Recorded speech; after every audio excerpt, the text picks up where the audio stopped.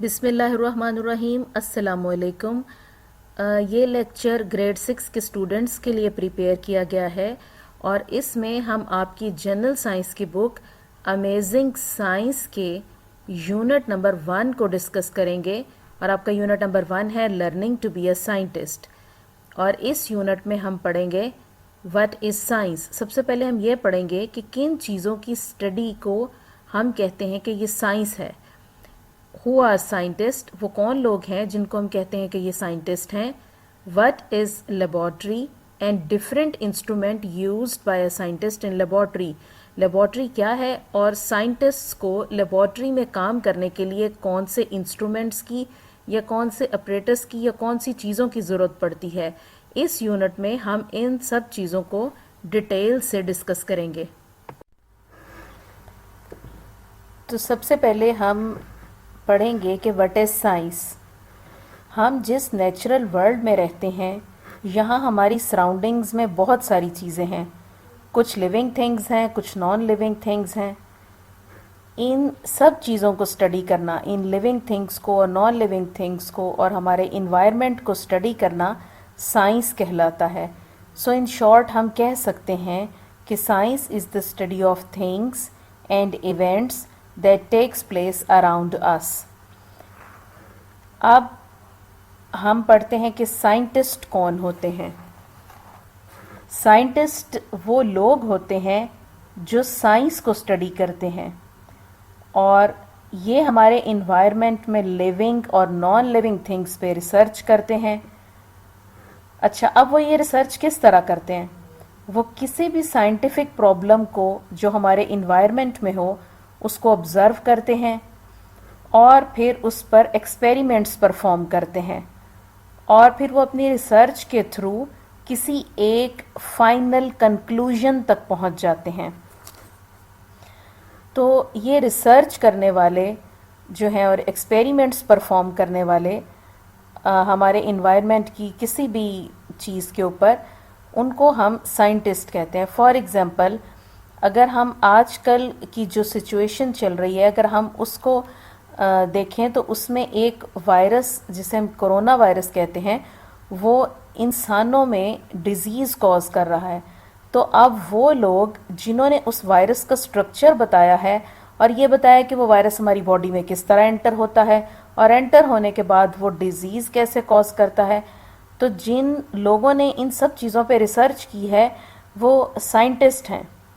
और अब in future जो लोग उस वायरस के लिए वैक्सीन बनाएंगे, यानी कि उसके लिए कोई मेडिसिन बनाएंगे कि लोग उस वायरस से बीमार ना हो सकें, वो वैक्सीन बनाने के लिए या वो मेडिसिन बनाने के लिए जो लोग रिसर्च करेंगे या जो उसके ऊपर एक्सपेरिमेंट्स करेंगे कि कैसे वो मेडिसिन तैयार की जा सकती है जिससे वो वायरस ख़त्म हो सके, तो वो सब लोग जो हैं वो साइंटिस्ट कहलाएंगे।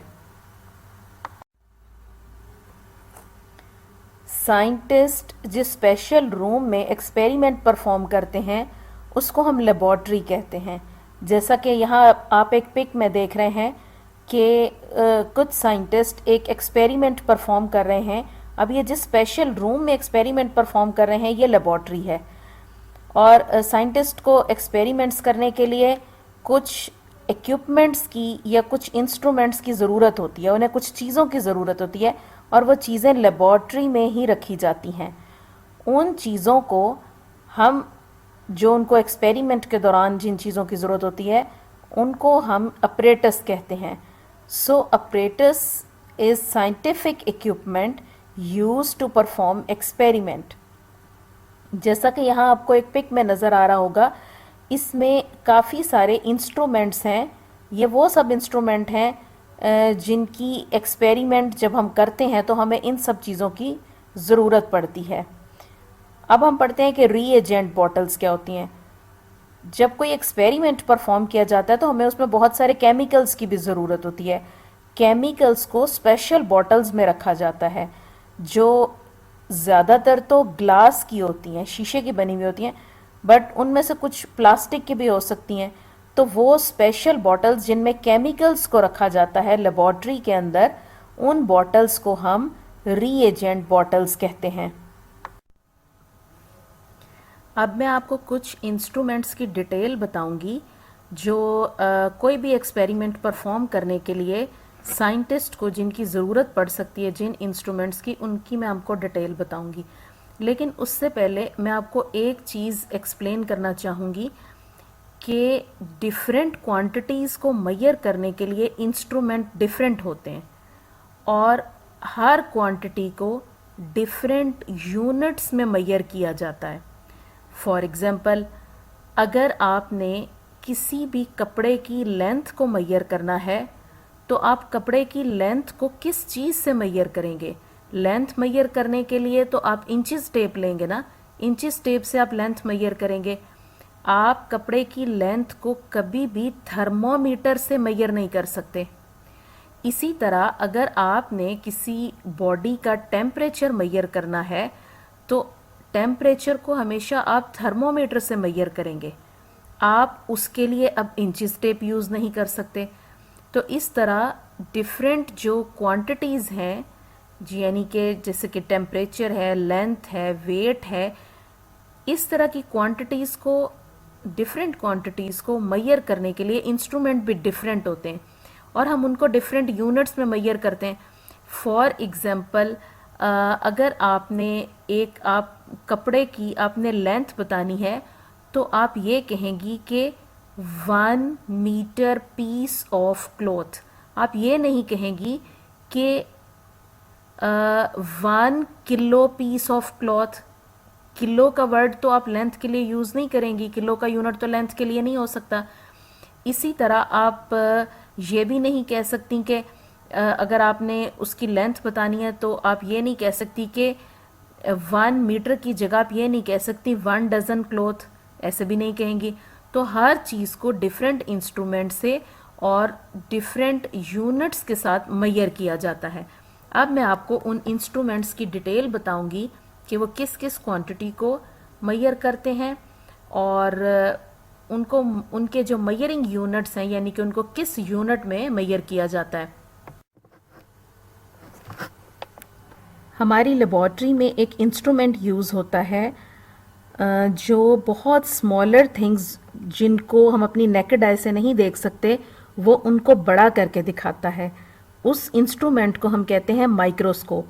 माइक्रोस्कोप से हम किन चीज़ों को देखते हैं? ज़्यादातर माइक्रो ऑर्गेनिजम्स को हम माइक्रोस्कोप से देखते हैं। माइक्रो ऑर्गेनिज्म मीन जर्म्स, जैसे कि बैक्टीरिया, वायरस को हम माइक्रोस्कोप से देखते हैं। अमीबा, पैरामीशियम, यूग्लिना, यानी जितने भी यूनिसेलुलर ऑर्गेनिजम्स हैं उनको हम किससे देखते हैं? माइक्रोस्कोप से। क्योंकि हमें अपनी ऐसे हम नेकेड आई से देखें तो हमें ये जर्म्स वैसे नज़र नहीं आते, लेकिन जब हम इन्हें माइक्रोस्कोप के थ्रू देखते हैं तो फिर ये हमें थोड़ा सा माइक्रोस्कोप इनको बड़ा करके दिखाती है और हमें वो इजीली नज़र आ जाते हैं। उसके बाद एक इंस्ट्रूमेंट लेबॉर्ट्री में यूज़ होता है, इससे हम मेजर करते हैं वेट। वेट को मेजर करने के लिए हम डिफरेंट तरह के बैलेंस यूज़ करते हैं। यहाँ डायग्राम में आपको डिफरेंट तरह के बैलेंस नज़र आ रहे होंगे। इन सब बैलेंस से हम वेट को मेजर करते हैं और वेट को हम किस यूनिट में मेजर करते हैं? किलोग्राम्स को। किलोग्राम्स में 1 किलोग्राम कितने ग्राम्स के इक्वल होता है? 1 kilogram is equal to 1000 grams. तो वेट का यूनिट क्या हुआ? किलोग्राम या ग्राम। और वेट को हम मेजर किससे करते हैं? किस इंस्ट्रूमेंट से? उसको हम मेजर करते हैं बैलेंस के साथ, बैलेंस स्केल से। उसके बाद तीसरा इंस्ट्रूमेंट जो लेबॉर्ट्री में हम यूज़ करते हैं वो है मेजरिंग सिलेंडर। मेजरिंग सिलेंडर से हम क्या चीज़ मेजर करते हैं? Volume of a liquid. किसी भी लिक्विड का कितना वॉल्यूम है उसको हम किससे मेजर करते हैं? मेजरिंग सिलेंडर से। और वॉल्यूम एक क्वांटिटी है और वॉल्यूम को मेजर करने के लिए यूनिट हम क्या यूज़ करेंगे? लीटर। 1 लीटर किसके इक्वल होता है? 1000 मिलीलीटर्स के इक्वल होता है। तो मेजरिंग सिलेंडर किस चीज़ को मेजर करता है? वॉल्यूम ऑफ ए लिक्विड को।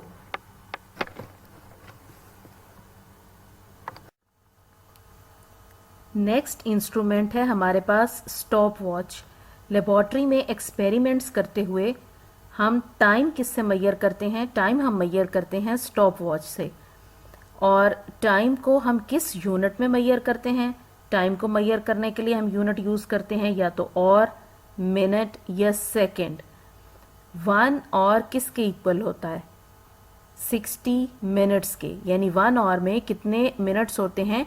60 मिनट्स होते हैं। और 1 मिनट में सेकंड्स कितने होते हैं? 60 सेकंड्स होते हैं। तो स्टॉप वॉच किसके पर्पस के लिए यूज़ होती है? टाइम मैयर करने के लिए।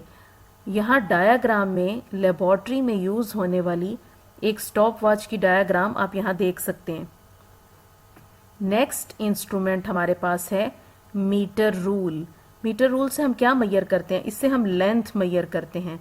लेंथ को हम इंचेस टेप से भी मैयर कर सकते हैं। तो लेंथ को मैयर करने के लिए हम क्या यूज़ करेंगे? या तो इंचेस टेप या मीटर रूल। और लेंथ को मैयर करने के लिए यूनिट क्या होता है? Metre. And 1 metre is equal to 100 centimetre. 1 metre में सेंटीमीटर कितने होते हैं? 100 सेंटीमीटर्स होते हैं। अब हम आते हैं नेक्स्ट इंस्ट्रूमेंट की तरफ, जो कि टेम्परेचर मैयर करने के लिए यूज़ होता है, और वो इंस्ट्रूमेंट है थर्मोमीटर। थर्मोमीटर से हम टेम्परेचर को मैयर करते हैं। टेम्परेचर मीन थर्मोमीटर हमें ये बताता है कि कोई भी चीज़ कितनी ज़्यादा हॉट है या कितनी कोल्ड है। यानी कोई चीज़ कितनी ठंडी है कितनी गर्म है, वो हम किससे मैयर करेंगे? थर्मोमीटर से मैयर करेंगे। और टेम्परेचर को मैयर करने के लिए यूनिट्स क्या होते हैं हमारे पास? या तो डिग्री सेल्सियस या डिग्री फ़ारेनहाइट। टेम्परेचर को हम सेल्सियस में या फ़ारेनहाइट में मैयर करते हैं। यहाँ नीचे डायग्राम में आपको 2 तरह के थर्मोमीटर नज़र आ रहे हैं। एक थर्मोमीटर तो वो है जिससे हम ह्यूमन बॉडी टेम्परेचर मैयर करते हैं। जैसा कि कभी किसी इंसान को बुखार हो जाए तो हम इस थर्मोमीटर से, जो वाइट कलर में है, हम इससे उसका बॉडी टेम्परेचर मैयर करते हैं। जबकि दूसरा थर्मोमीटर जो थोड़ा सा येलो कलर का है, ये लेबॉर्ट्री के अंदर यूज़ होता है। और लेबॉर्ट्री के जो डिफरेंट एक्सपेरिमेंट हैं उनके अंदर, या लेबॉर्ट्री का जो टेम्परेचर है, रूम टेम्परेचर, उसको मैयर करने के लिए ये थर्मोमीटर जो येलो कलर का है वो यूज़ होता है। आपने लेबॉर्ट्री में यूज़ होने वाले कुछ इम्पॉर्टेंट इंस्ट्रूमेंट्स के बारे में पढ़ा। अब मैं आपको बताऊंगी कि अगर लेबॉर्ट्री में स्टूडेंट्स ने कोई एक्सपेरिमेंट परफॉर्म करना है तो उन्हें किन बातों का ख्याल रखना चाहिए। वो कौन से सेफ्टी रूल्स हैं जो स्टूडेंट्स के लिए बहुत ज़रूरी हैं अगर वो लैब में कुछ परफॉर्म करें। तो उसमें सबसे इम्पॉर्टेंट ये है कि जो टीचर आपको इंस्ट्रक्शन देता है किसी भी एक्सपेरिमेंट से पहले, टीचर्स आपको जो डायरेक्शंस या जो इंस्ट्रक्शंस देते हैं आपको उनको गौर से सुनना चाहिए। और अपनी टीचर के परमिशन के बगैर या टीचर की एब्सेंस में आपको कोई भी एक्सपेरिमेंट परफॉर्म नहीं करना चाहिए। उसके अलावा लेबॉर्ट्री में बहुत सारे केमिकल्स पड़े होते हैं, उन्हें खुद ही से उठा के एक दूसरे में मिक्स ना करें, उससे कोई केमिकल रिएक्शन हो सकता है जो कि बहुत ज़्यादा डेंजरस भी हो सकता है। लेबॉर्ट्री में खाना और पीना नहीं चाहिए। और उसके बाद कोई भी एक्सपेरिमेंट जो आप लेबॉर्ट्री में परफॉर्म करें वो कभी भी खुद से अकेले में अपने ऊपर परफॉर्म ना करें, और ना अपने जो क्लास फेलोज़ हैं, अपने फ्रेंड्स हैं, डायरेक्ट वो एक्सपेरिमेंट उनके ऊपर डायरेक्ट अप्लाई ना करें। खुद से उसको करने की कोशिश ना करें विदाउट इंस्ट्रक्शंस, या कोई टीचर आपके पास नहीं है तो आप वो एक्सपेरिमेंट खुद से अपने ऊपर परफॉर्म करना शुरू कर दें। उसके बाद कोई भी चीज़ अगर काम के दौरान टूट जाती है तो उसकी जो इंफॉर्मेशन है या उसके बारे में आप अपने टीचर को ज़रूर बताएं कि ये हमसे नुकसान हो गया है, या ये चीज़ टूट गई है, या ये केमिकल हमसे गिर गया है।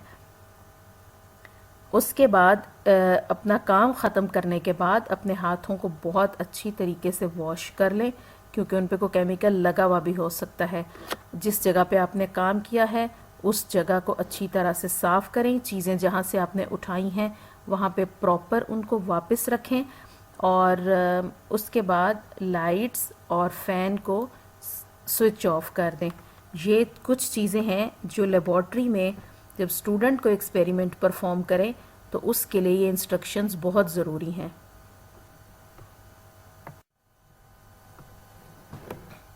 स्टूडेंट्स, यहाँ पे आपके लिए एक छोटी सी एक्टिविटी है।